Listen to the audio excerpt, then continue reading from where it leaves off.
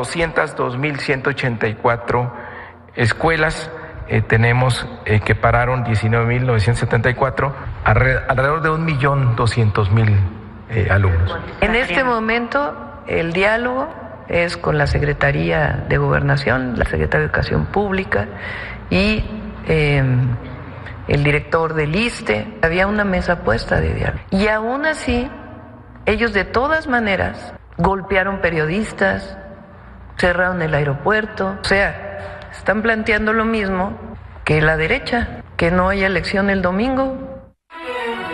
Buenas noches, gracias por brindarnos el honor de su sintonía. Así fue como el secretario de Educación Pública, Mario Delgado, informó que el paro de la CENTE dejó sin clases a 9.8% de los más de 20 millones de alumnos de educación básica, principalmente Oaxaca, Chiapas y Zacatecas, es decir, poco más de 1.2 millones de estudiantes. Y la presidenta Claudia Sheinbaum reiteró que el diálogo está abierto a través de los secretarios de Gobernación, CEP, ISSSTE y Hacienda. Criticó las amenazas de algunos integrantes de la CENTE al boicotear la elección judicial, al señalar que sus demandas no tienen nada que ver con los comicios. La CENTE se manifestó hoy en vialidades, en el INE, la CEP, la Secretaría de Hacienda y en varios medios de comunicación, entre ellos nosotros, Milenio, Multimedios. Dirigentes sindicales señalaron que no han declarado un boicot a la elección judicial, pero tampoco se ha planteado la posibilidad en el plan de acción que acuerdan a diario. Sus principales demandas son abrogar la reforma del ISSSTE de 2007, un aumento salarial del 100%, pero el gobierno insiste en que no se puede porque afectaría las finanzas públicas. En otro tema, el secretario de Seguridad y Protección Ciudadana, Omar García Harfuch, negó que exista relación entre los asesinatos de Jimena Guzmán y José Muñoz, colaboradores de la jefa de gobierno Clara Brugada, ocurridos la semana pasada, y los atentados contra él mismo en 2020 y contra el periodista Ciro Gómez Leiva en 2022. A mí en lo personal no me gustaría especular, no hay ninguna relación al momento que indique que que están vinculados del atentado que nosotros sufrimos o el atentado que sufrió Ciro Gómez Leiva a este. Son casos distintos, al momento no hay nada que los vincule, pero lo que sí queremos que la ciudadanía sepa es que son hechos que no van a quedar impunes. Por primera vez en la historia de México se vivirá una jornada judicial sin precedentes. En Multimedios tenemos la cobertura completa de este momento histórico, con las entrevistas exclusivas y el análisis especializado que nos caracteriza. Te mantendremos informado minuto a minuto. Meta 2025, elección judicial. La historia se escribe hoy. A 5 días de los comicios del 1 de junio, el INE informó que el 90.25% de quienes por alguna discapacidad física no pueden acudir a una casilla el día de la jornada electoral ya emitieron su voto anticipado entre el 12 y 21 de mayo. Las entidades con mayor votación en esta modalidad fueron la Ciudad de México, Estado de México, Veracruz, Aguascalientes, Nuevo León, Jalisco, Chiapas, Sonora y Guerrero. El INE también dio a conocer que llegó a un acuerdo con Meta y TikTok para difundir la elección judicial e incentivar la participación. En el caso de Facebook e Instagram, las personas pueden colocar en su fotografía a publicar un cintillo con la palabra vota, mientras que en TikTok se ha publicado una guía informativa sobre cómo votar. Es importante aclarar que esto no representó ningún costo para el INE, fue lo que dio a conocer la Secretaría de Comunicación Social del Instituto Nacional Electoral.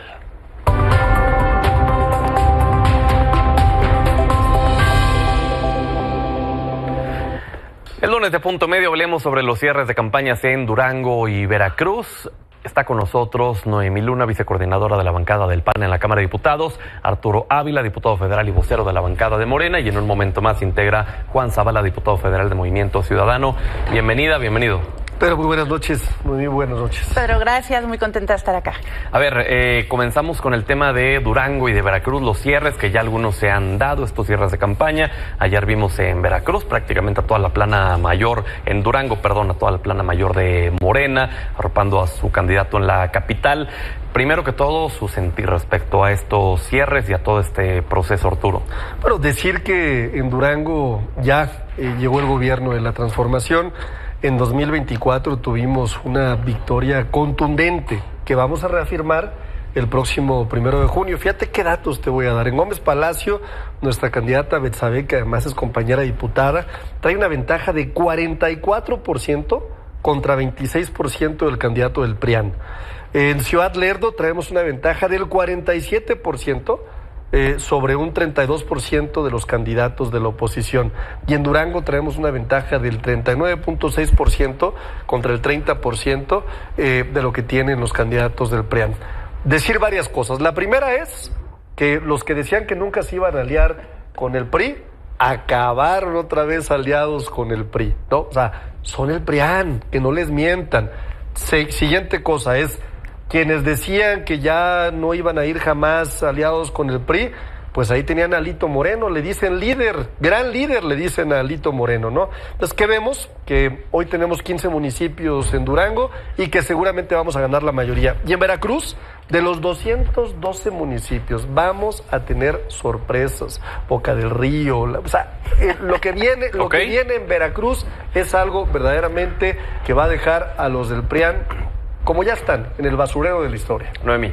Mira, yo estoy convencida que el buen ánimo de las y los ciudadanos, tanto en Durango como en Veracruz, está a favor del PAN. A mí me encantan las encuestas de Arturo, porque casi le pone 180% de aprobación a la presidenta, y así sus encuestas en todos lados. Son de Paul yo estuve personalmente en Durango y en Veracruz, y en algo coincidimos. En Durango ya llegó el gobierno de la transformación, porque Toño Ochoa logró lo que no habían logrado presidentes municipales anteriormente, y a él lo avalan los hechos. Y con eso se ve el buen ánimo de las y los ciudadanos. En Veracruz, Marijó Gamboa la reciben con ánimo cada que toca una puerta. En el PAN hemos hecho una campaña, como la sabemos hacer, de suelo, sudor y saliva, y no tengo duda que nos va a ir muy bien en resultados.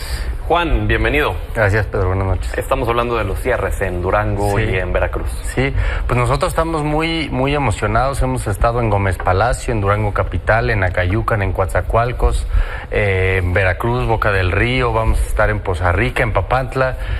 Y el ánimo, pues, es de alegría, Pedro, es de emoción, de que hay una alternativa para el país, que el país no tiene que elegir entre estas dos opciones que representan al pasado.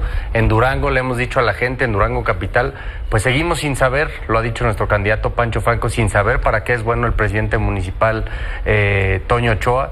En Gómez, eso no dice la gente de Durango Capital. En Gómez Palacio, Omar Castañeda le va a ganar a Morena. Van a ver, Arturo ahorita se ríe, pero van a ver que vamos a ganar en Gómez Palacio, y van a ver que la gran sorpresa va a ser Movimiento Ciudadano en el estado de Veracruz, donde estamos creciendo en el sur, en el norte, por todo el estado de Veracruz. Vamos también a ganarle Acción Nacional y al PRI, sin duda alguna. Arturo, en Veracruz, la Auditoría Superior de la Federación detectó en 2023 un posible desfalco de 4,187 millones de pesos bajo la administración de Cuitláhuac García, también de Morena. ¿Por qué el electorado de Veracruz debería confiar en un partido que, en lugar de aclarar, cierra filas para proteger a sus perfiles? Bueno, habría que ver primero si esta observación que ha hecho la Auditoría Superior de la Federación, qué resultados tiene al final. Son partes procesales, viene una fase de aclaración. Segundo tema, ¿por qué? Pues porque, a ver, tenemos 1 de cada 4 familias que recibe un programa de bienestar que hoy es constitucional. ¿Por qué? Porque tenemos una gobernadora que es Rocío Nale, que a la gente la quiere, que está echada para adelante. ¿Por qué? También porque los jóvenes de Veracruz han recibido, a través de Jóvenes Construyendo el Futuro, la posibilidad de incorporarse a la actividad productiva. ¿Por qué? Porque hoy tenemos un montonal de jóvenes de preparatoria que reciben la beca Rita Cetina. Pero esos son programas federales, ¿no? Sí, claro, por supuesto, pero son parte del gobierno de la transformación. De aquí que está hablando la auditoría, está refiriéndose a un posible desfalco estatal. Si tú le preguntas a una gente en cualquier estado de la República, su preferencia electoral tiene que ver con un trabajo de una política pública general, implementada, claro, por el Poder Ejecutivo Federal, por la presidenta Claudia Sheinbaum, pero también por los gobernadores que lo representan. Por eso hoy Morena tiene tanto éxito a nivel nacional. Es más, hoy se publicó una encuesta de Buendía que me parece buenísima para indicar cuál es la preferencia. Hoy todas las encuestas, y la que se publicó hoy de Buendía, dice que si hoy fueran las elecciones, votaría un 51% por Morena y sus aliados, un 10% por el PAN, y en un empate técnico, el PRI y Movimiento Ciudadano con un 9%. O sea, así de lejana está la oposición creo que de Morena. coincidimos en que para que haya un progreso tiene que haber una coordinación entre los tres niveles de gobierno, federal, estatal, municipal, pero este hecho en específico que me refiero es solamente del índole estatal, más allá de los programas que mencionaste en lo federal, aquí se está hablando de la administración de recursos estatales. Sí, de acuerdo, pero a ver, ya tenemos una sentencia, ya hay una clara observación en donde se diga que hay un desfalco de esos recursos. 4.187 o hay un proceso. 4.187 millones. Me queda claro, o hay un proceso. ¿Está justificado entonces? No está ¿Lo justificado. podemos aceptar simplemente? En lo absoluto, pero es como si tú me dices que vamos a declarar culpable a una persona sin el debido proceso, pues vamos a esperar. Eso quieren con la vamos reforma. a verlo, ¿no? Yo digo, hay que verlo y hay que revisarlo, porque pues digo, imagínate que les creyéramos a los de Acción Nacional todas las cantaletas que nos inventan, pues entonces ya estaríamos todos sentenciados como juicios sumarios. A ver, Noemí, el PAN gobernó Durango con José Rosas Aispuro, hoy investigado por el presunto desvío de 1.500 millones de pesos en compras simuladas y transferencias sospechosas a cuentas extranjeros. ¿Por qué confiar en un PAN que cuando tuvo el poder repitió los mismos errores del PRI? Mira, yo te diría que lo que más confianza le genera a las y los ciudadanos son los hechos de las personas. Son los hechos los que van más allá de los discursos. ¿Y por qué lo digo? Porque yo reitero que tenemos perfiles en Durango como el de Toño Ochoa, como el de Dora en Canatlán, que ya demostraron con buenos gobiernos que sí pueden cambiar el rostro de sus municipios. Y en Veracruz, mira, no hay nada más prianista que Yunes, que está en las filas ahora de Morena. ¿Por qué lo digo? Porque cuando Arturo siempre alude al pasado, se le olvida que Morena está compuesto por integrantes de los que representaron lo Yunes peor del pasado. Por supuesto que no. Claro que sí. Su pleito con la propia gobernadora, no se pueden poner de acuerdo ni los morenistas. Yunes está brindando en Madrid, feliz de la vida, sin darse cuenta de lo terrible que va a ser el domingo. De José Rosas Aispuro, 1.500 millones de pesos. Yo soy una convencida que se debe juzgar y se debe sancionar a quien haya cometido cualquier desfalco, venga de donde venga. En el PAN no limpiamos a nadie. Si sale en la auditoría y ya comprobado que hubo un desfalco, que se le sancione. A diferencia de Arturo, yo no quiero lavarle la cara a nadie, como él sí intenta, de sus exgobernadores que hoy representan, reitero, lo peor de la corrupción de México. El problema con Morena es que nomás se visten de guinda y los absuelven de todos sus pecados. Juan, en Movimiento Ciudadano, pues siempre han criticado la vieja política, te hemos escuchado a ti decirlo aquí, pero por ejemplo en Boca del Río postularon a Raúl Sarrabal, un expriista ligado a administraciones señaladas por corrupción, que pasó por 4 partidos antes de aterrizar en Movimiento Ciudadano. ¿Eso es lo nuevo? Bueno, yo creo que lo nuevo no quiere decir que las personas no tengan cierto pasado. Yo creo que romper con el pasado de uno, mucha gente ha tenido una trayectoria partidista y en cierto momento decide romper, precisamente porque mucha gente en Veracruz particularmente ha visto el deterioro moral del PRI y del PAN, porque hoy que hablamos de los Yunes, y estoy completamente de acuerdo que hoy están en Morena, pero los Yunes empezaron robándole a todo el estado de Veracruz en el PRI. Después se fueron a Acción Nacional, por Acción Nacional y por el PRI, pidieron el voto hace un año todavía, Pedro, hoy hace un año los Yunes estaban pidiendo el voto por ellos en la boleta del PRI y pero del no PAN. Lo hacían solos, se rodeaban de un equipo, ¿no? Se rodeaban de gente, entre esos y hoy están en Morena. Y me parece que quienes rompen con ese pasado porque ya no están conforme, tienen el derecho de hacerlo. Es decir, yo participaba, nosotros siempre lo he dicho, ayer Jorge Álvarez Maínez lo dijo en Coatzacoalcos, nosotros nunca vamos a satanizar a todas las personas que son parte de un partido político, porque me parece que tienen el derecho de creer que esa vía es la correcta, pero también están en su derecho de rectificar y decir las dirigencias partidistas han hecho lo que han hecho estos partidos, particularmente a Alito Moreno, y renunciar a eso y entonces defender una plataforma. Si a Raúl Sarrabal se le imputan algunos otros hechos, yo no creo que haber militado en otra opción política para nada sea algún tipo de delito. En 4 partidos más. Bueno, pues habría que ver si es una persona. Yo creo que Raúl Sarrabal ha sido una persona consistente con la agenda que promueve, ha tenido el mismo discurso por los últimos 20 años. Nosotros no estamos cobijando a nadie que haya desfalcado ninguna administración como ocurrió en el PAN con los Yunes y ahora en el grupo parlamentario de Morena. El año pasado, sí fue en el 2024, hablando de Yunes, ustedes tenían en sus filas a Sofía Yunes y ella salió de Movimiento Ciudadano y argumentó que salía porque Movimiento Ciudadano era el Esquirol de Morena. Así tal cual cito sus palabras. ¿Qué opinas? Bueno, eso está comprobado que eso es absolutamente falso. O sea, en todas las votaciones fundamentales, ahorita que decía, yo estoy de acuerdo con Arturo, que no debemos condenar a las personas sin una sentencia. De las votaciones más graves que hemos tenido es la aprobación de la prisión preventiva oficiosa, la prisión sin juicio, que te metan a la cárcel, Pedro, sin que haya un juicio de por medio, nada más porque es un delito grave. En eso hemos estado en contra de la militarización del país, estuvimos en contra de la reforma judicial. Entonces me parece que esas son aseveraciones que no tienen absolutamente ningún fundamento. Arturo. A ver, yo diría que en el caso de Movimiento Ciudadano, un buen jingle y unos tenis naranjas no hacen buen gobierno. Y el mejor ejemplo lo tenemos en Nuevo León y lo tenemos también en Jalisco, ¿no? Jalisco problemado en una de las crisis de seguridad más importantes, con un número de desaparecidos importantísimos, con un gobernador que dejó abandonado el estado y se fue a vivir a Madrid mejor, ¿no? Y en el caso de Nuevo León, pues... Hoy hay un nuevo gobierno. ¿Qué te puedo decir de Nuevo León, no? No, me queda claro, pero eso no quiere decir que no venga de un gobierno de Movimiento Ciudadano, es que dijiste, ¿no? que el actual, pero... Entonces yo lo que digo es, cuidado, quizás la nueva política tiene rostro de vieja política. ¿Noemí? Yo estoy convencida de lo mismo. A ver, Movimiento Ciudadano se ha dedicado a reciclar perfiles. Cuando no se les da la candidatura en el PAN, así han hecho su estructura. Movimiento Ciudadano no se atrevió a decirle traidor a su traidor, porque el mismo daño le hizo el senador Yunes, que el senador por Campeche, que no llegó a votar y que argumentó que era porque tenían a su papá detenido, y al final resultó que simplemente no llegó a votar. Es decir, lo importante ahora es hablar con claridad. Y yo sí creo que tenemos perfiles extremadamente aplaudibles en Veracruz y en Durango. Pongo el caso de Marijo Gamboa en Boca del Río, de Indira en Veracruz, que han propuesto... ¿Con quién trabajó Indira? ¿De quién fue secretaria de gobierno? Pero se quedaron en el PAN y sus hechos hablan por ellas. Han propuesto, el caso de Marijo Gamboa ha sido una diputada valiente, que ha propuesto reclasificar las tarifas eléctricas en un momento que Veracruz lo necesita, entre muchas otras cosas. Juan. Estoy de acuerdo, vamos a hablar con claridad. Vamos a tener elecciones para el Poder Judicial el 1 de junio. ¿Por qué vamos a tener elecciones para el Poder Judicial?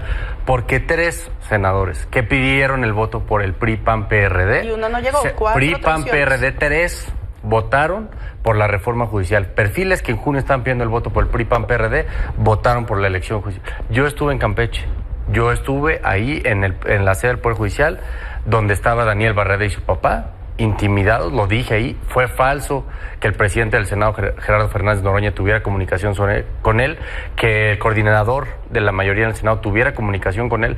Eso es absolutamente falso. Salió un comunicado de la Guardia Nacional que había sido que estaban protegiendo las casas una orden de aprehensión, porque estaban vigilando la casa del Senado. Entonces me parece que es muy distinto 3 senadores que votaron a favor de la reforma, esos son los hechos, a una persona que fue intimidada por el aparato del Estado para retenerlo en el Estado de Campeche. Y no coincido con Arturo en absoluto en que son gobiernos, que así son los gobiernos de Movimiento Ciudadano.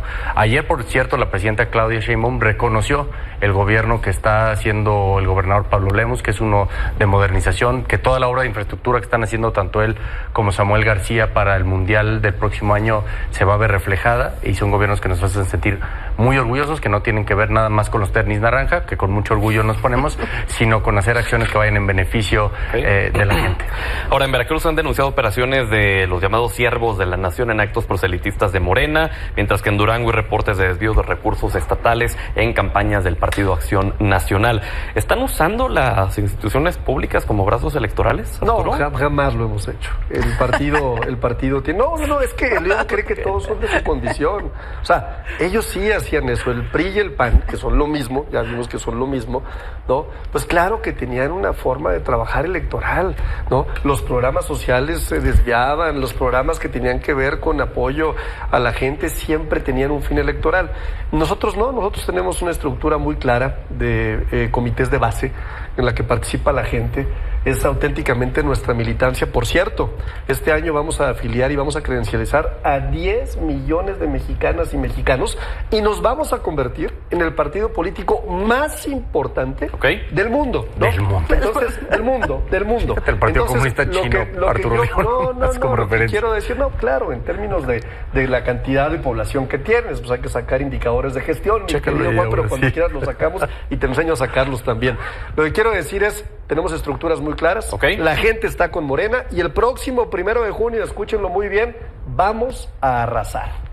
Noemí, ¿están utilizando las instituciones públicas como brazos electorales? También haciendo referencia a lo del PAN. Pedro, por supuesto que Morena lo hace. Es a todas luces sabido que se condiciona el voto a cambio de los programas sociales, que hay una elección de Estado como la hubo hace un año, donde se meten efectivamente, son derechos constitucionales, pero así lo usan, usan a los servidores de la nación como operadores políticos. Es una realidad. A ver, simplemente vamos también a la elección esta, que es una pantomima, porque eso es, del Poder Judicial, en donde hasta acordeones descaradamente usan. Esa es la realidad con la que juega Morena. ¿Y el PAN no usa recursos estatales de sus gobiernos? Estoy segura que no. O sea, podrías meter las manos al fuego por los gobiernos de... Mira, reitero que en el caso de Toño Ochoa, que es donde yo estuve, donde lo vi, ha sido extremadamente cuidadoso de no involucrar al ayuntamiento que él representó en su momento con su campaña.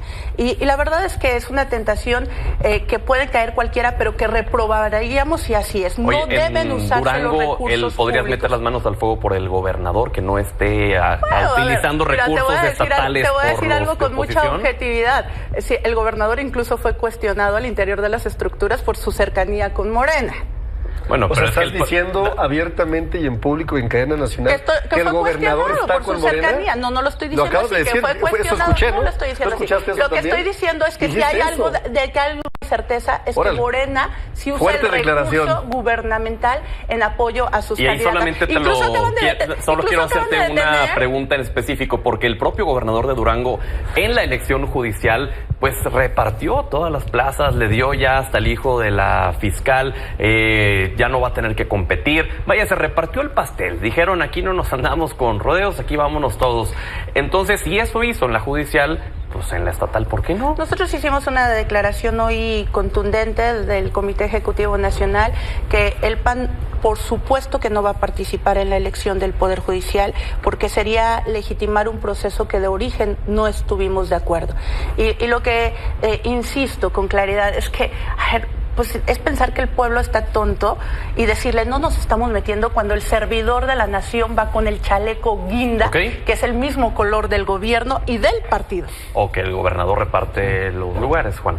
Fíjate, en Veracruz el PRIAN acusa a la gobernadora de involucrarse en la elección, en Durango Morena acusa al gobernador de involucrarse en la elección. Me parece que en ambos casos pues ha habido intervenciones, pero bueno, si las hay, que se denuncien. Nosotros estamos acostumbrados, Pedro, siempre a venir de abajo, a venir de atrás, a competir contra el sistema. No va a ser la excepción Durango, no va a ser la excepción Veracruz.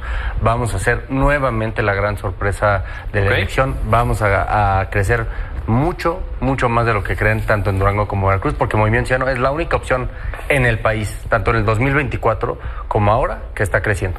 Arturo, nos quedan 2 minutos. Hoy se dio a conocer que tienes casas multimillonarias en dólares en Estados Unidos.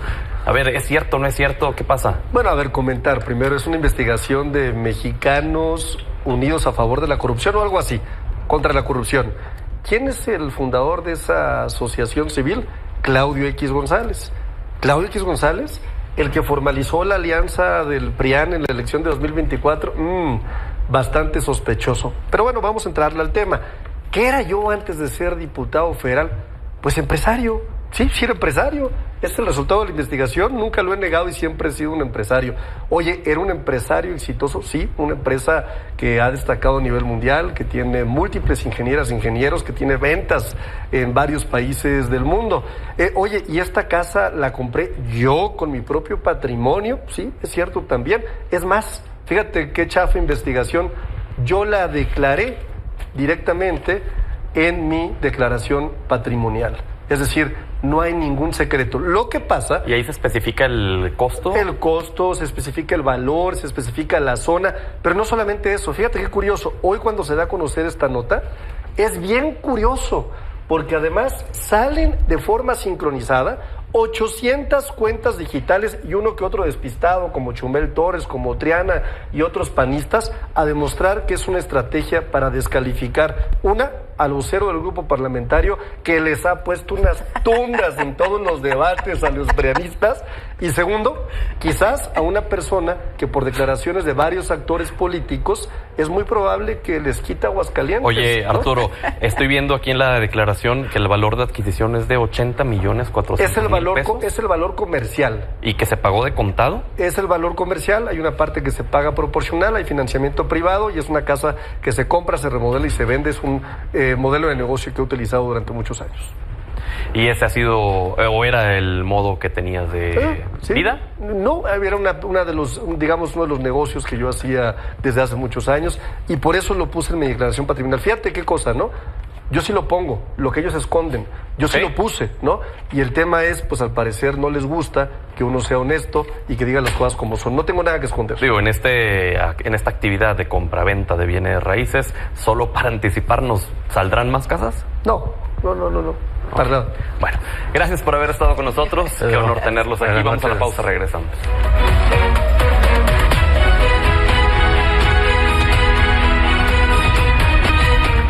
En este espacio estamos dando voz a las candidatas y candidatos que participan en la elección judicial rumbo a la Suprema Corte de Justicia de la Nación. Tengo el gusto de saludar a Loretta Ortiz, ministra en funciones, candidata a la Suprema Corte. Gracias por su valioso tiempo. Buenas noches. Buenas noches, Pedro. Mucho gusto y gracias por darme este espacio. A ver, quizás muchos la conocen, quizás otros no, así que cuéntenos quién es Loretta Ortiz y por qué quiere continuar como ministra de la Suprema Corte. Bueno, Loretta Ortiz es una abogada egresada de la Escuela Libre de Derecho, que tiene una maestría de Derechos Humanos, un doctorado, que también soy SNI 3, tengo 12 libros publicados, 80 artículos especializados, miembro del Sistema Nacional de Investigadores, que fui directora del Departamento de Derecho de la Universidad Iberoamericana, consejera de la Comisión Nacional de Derechos Humanos, consejera de la Comisión Ambiental del Tratado de Libre Comercio de América del Norte, y que toda su vida soñó con ser ministra de la Suprema Corte. Para mí es un gran honor servir a mi país desde ese cargo. ¿Qué causa defiende? La justicia en México, no la legal, más que la legalidad, la justicia, porque la simple legalidad no nos lleva a hacer justicia. ¿Ve probable llegar a ser la presidenta de la Corte? Pues puede ser que sí, que llegue a ser la presidenta de la Corte. ¿Qué es lo que ha podido recopilar en la campaña en estos días? Lo que he recopilado es las personas están molestas porque no tienen un acceso efectivo a la justicia. O sea, molestas porque se sienten alejadas, porque no tienen dinero para pagar un abogado, porque se han visto lastimados sus derechos y no han tenido acceso a la justicia. ¿Planea actuar como un contrapeso efectivo al Poder Ejecutivo desde la Corte o más bien se vería como una aliada para consolidar el segundo piso de la Cuarta Transformación? No, soy ante todo en el momento en que se pone un ministro o ministra la toga, eres independiente y autónoma. Allá sí he actuado y pueden revisarlo en mis precedentes, las sentencias, votos particulares que están en la plataforma digital de la Corte. Porque recientemente dijo, soy fundadora de Morena, a mucho orgullo, se le vio platicando con Andrés Manuel López Beltrán hace unos días en el aeropuerto. ¿Cómo garantiza, cómo la gente puede tener la certeza en que su afinidad política no se va a inmiscuir con sus decisiones? Fui nombrada hace 3 años. Yo fui fundadora de Morena, realmente ayudé a constituir la constitutiva asamblea en Colima, antes de llegar antes de llegar al puesto como ministra de la Suprema Corte, renuncié como militante precisamente por las razones de que si hubiera alguna duda, pues yo renuncié a ser militante de Morena. ¿Y renunció en el fondo? Sí, por eso dije que soy independiente y autónoma, lo pueden ver en mis votos. En mis votos se puede ver clarito. He tenido asuntos muy especiales, por ejemplo, con ciertos servidores públicos que tenían asuntos personales y que yo dije desde antes de que cualquier cosa que yo iba a actuar de manera neutral y autónoma, y he actuado en todas mis funciones. El que sí me vieron en un aeropuerto, nos vimos varados, yo estábamos en el aeropuerto de Torreón. Yo conozco a Andrés desde hace un tiempo, los nexos que nos vinculan pues son simples nexos de amistad, de una amistad sincera, tanto con el hijo mayor, porque fui su maestra, ahí en la Universidad Iberoamericana. Que por cierto, José Ramón puso un tuit en donde dijo que usted está dentro de las personas por las que él va a votar, algo que está siendo cuestionado también por estar compartiendo estos llamados acordeones. Bueno, yo no he visto ningún acordeón. Lo que vote por mí, pues vota por su maestra, ¿no? La que fue su maestra. Y en el caso del hermano no fui su maestra, pero también había nexos. Entonces estábamos platicando, Andy y su servidora, sobre el asunto de la muerte de mi esposo hace 9 meses, que fue secretario de gobierno del licenciado Andrés Manuel López Obrador, y le dije así literalmente: se murió José Agustín y se murió mi querido perro el Kim. Y le dije, estoy en una situación que gracias a la campaña que estoy haciendo me encuentro motivada, pero sigue de una pérdida. Y al final me acabó diciendo, pues unos se van y otros se quedan. No hablaron nada entonces de lo electoral. Me llamó la atención la propuesta 1 que tiene en la plataforma del INE, la vamos a poner en pantalla en un momento más, porque dice que se establecerán criterios que contribuyan al Proyecto Nacional de Prosperidad. Primero preguntarle, ¿a qué se refiere con Proyecto Nacional de Prosperidad? O sea, en el sentido de que se necesita abrir el derecho de acceso a la justicia para todas las personas, para que realmente tengan una mejor vida, ¿no? Por ejemplo, yo defendí el asunto del derecho humano a la energía eléctrica. También he defendido el asunto del derecho al agua, y ahorita tenemos ejemplos claros de cómo se violan estos derechos y que no garantizan una vida digna para las personas en ese sentido. Pero le pregunto más específicamente porque Proyecto Nacional de Prosperidad, hemos escuchado mucho estas palabras, el proyecto de nación de la presidenta, la prosperidad compartida, que es una de las bases de este proyecto de nación. ¿Tiene algo que ver? No. El proyecto de prosperidad tiene que ver más con la vida de los ciudadanos, ¿no? El derecho a una vida digna, a que se protejan sus derechos civiles y políticos, y también los económicos, sociales y culturales. Entonces no tiene absolutamente nada que ver con ningún proyecto político, no. Es meramente una visión de usted. Sí, totalmente, una visión mía. Porque si no, pues sí estaría violando la división de poderes, ¿no? La neutralidad judicial incluso. No tiene que ver con nada con la cuestión política, es una cuestión que siempre he protegido y he visto por no nada más los derechos civiles y políticos, también los económicos, sociales y culturales. Un último mensaje para la gente. Pues nada más que hacer un llamado a la ciudadanía que salgan a votar el 1 de junio. La decisión que se va a tomar es muy importante para todo el país. Hay que confiar, vamos a tener una mejor justicia a partir del 1 de junio. Gracias por haber estado con nosotros, qué honor tenerla aquí. Muchas gracias. Pausa, volvemos.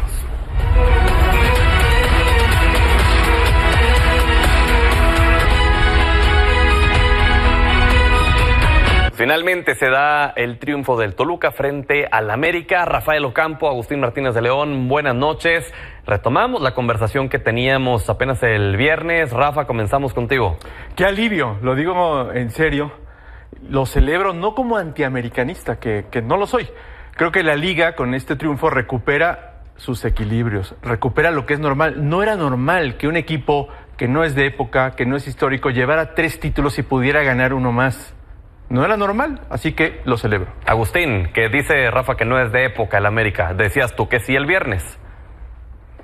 No, lo que pasa es que Rafa no reconoce que es un equipo de época porque precisamente es antiamericanista, y es justamente todas las personas que están felices. Ojo, me parece que hay mucha gente que se alegró no por el triunfo del Toluca, se alegró por la derrota del América. Y yo aquí me parece que debemos de priorizar lo que hizo el Toluca, con un gran equipo, con un gran entrenador, con un hombre como Antonio Mohamed, que tiene 4 títulos de liga con 4 equipos diferentes. Me gustaría más hablar de lo que hizo el Toluca y no de estas falacias antiamericanistas que muchos pregonan y por eso están felices. Te tomo la palabra, si me lo permites, Pedro. A ver, hablemos del Toluca.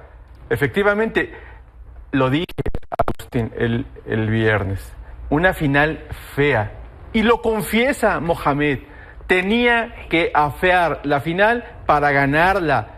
¿Qué mérito también hay en eso? ¿Te parece que el fútbol mexicano merece que una final se juegue a nulificar al rival, a jugar, a ganarla con un balón parado? ¿Eso es lo que merece el fútbol mexicano?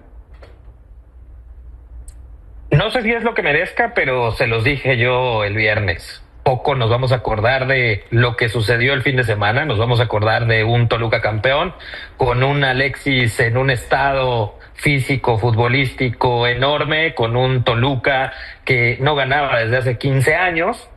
Entonces, las formas de pronto se nos olvidan. Oye, pero Agustín, quiero preguntarte, mencionabas de lo que hizo el Toluca, pero en la contraparte, ¿América dejó de hacer algo de lo que venía haciendo? Pues me parece, Pedro, que lo que yo les decía, el turco Mohamed sabía perfecto que tenía que desactivar los circuitos, le tenía que jugar un partido muy inteligente. Súmale a esto que Henry Martín sale lastimado de nueva cuenta en una final de vuelta, se le complica el partido al América, fue inoperante, jugadores como Álvaro Fidalgo, sobre todo, no se vieron como se venían viendo, como venían jugando el resto del torneo, pero insisto, más allá de lo que dejó de hacer América, yo priorizo lo que hizo el turco Mohamed, trabaja a la perfección el balón parado y sabía que ese era un punto débil del América. Algo que también se criticó, Rafa, fue el penal a favor del Toluca. Que para mí es penal, pero bueno, gran parte de la gente que está transmitiendo el partido, medio primero dicen que no y luego se ve que alguien los calla y ya no hay más tomas, pero creo que el jugador de Toluca toca la pelota primero y luego viene el embiste del americanista, pero pues los americanistas se sienten bien diciendo que los robaron, igual que robaron al Cruz Azul hace 2 torneos, ¿no? Me encanta que Rafa saque los traumas de las finales anteriores. Claro. Eso me encanta y eso engrandece aún muchísimo más la figura del América en este torneo. Ahora, y en este país. Agus, ¿no está siendo demasiado generoso con un Alexis extraordinario? Fue un partido miserable, fue una final miserable.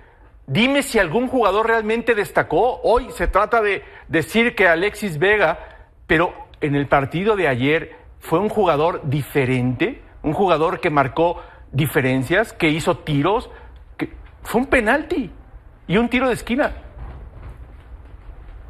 Es que yo no me voy solamente a la final porque sería sumamente básico solamente analizar la final.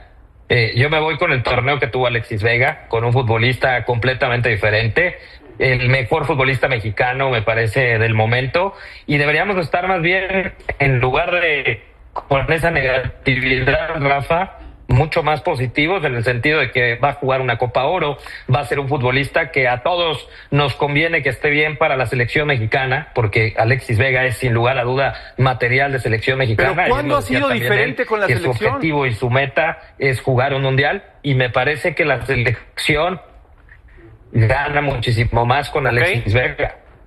Rápidamente, Rafa, un último comentario. Bueno, pues ojalá que se dé lo de Alexis Vega. No ha sido la constante, ha tenido muchas oportunidades, pero ojalá. Y ahora viene seguro la eliminación del América con Los Ángeles Fútbol Club. Y pues bueno, nos quedan ya 8 segundos. Agustín, te agradezco, Rafa, y vamos a estar retomando esta conversación en los próximos días. Gracias. Y gracias a usted por habernos brindado el honor de su sintonía.